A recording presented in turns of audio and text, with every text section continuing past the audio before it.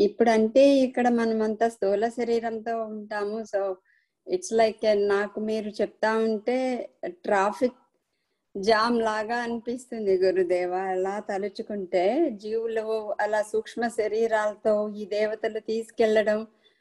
ఆహ్, last year బెంగుళూరుకొచ్చినప్పుడు ఆ విపరీతమైన ట్రాఫిక్ జనాన్ని చూసి చాలా ఇదనిపించింది. అదే మాదిరి అంత ఇదిగా తిరుగుతా ఉంటారా గురుదేవా మరణానంతరం?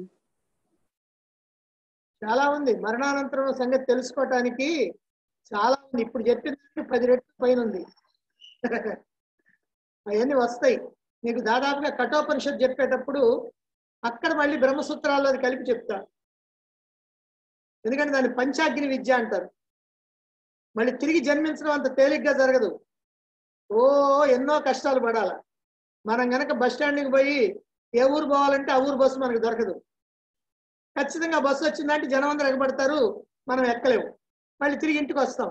ఇంటికి వచ్చిన తర్వాత అయ్యో మళ్ళీ పోకపోతే ఎట్లా పని కావాలి కదా అని మళ్ళీ పోతాం బస్ స్టాండ్కి. మళ్ళీ మనకు కావాల్సిన బస్సు రాదు. మళ్ళీ ఎప్పుడో వచ్చుద్ది, అందరూ ఎక్కుతారు, మనం ఎక్కలేము. ఇదిగో ఈ రకంగా తంటాలు పడాలి. అదంతా చెప్తాను అప్పుడు.